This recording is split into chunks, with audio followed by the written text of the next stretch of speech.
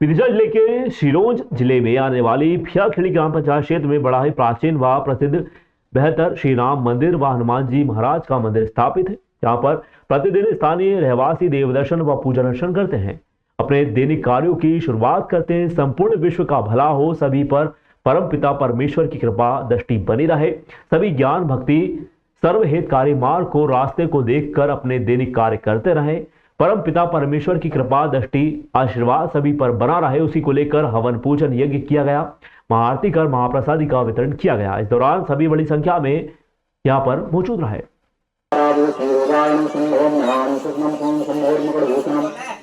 ओम सोमाय स्वाहा। बंटी चाचा की बॉडी दे, बंटी चाचा की बॉडी। ओम उमाय स्वाहा। ओम स्कंदाय स्वाहा। ओम विष्णवे स्वाहा।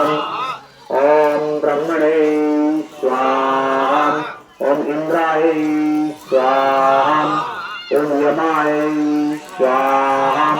ओम कालाय स्वाहा।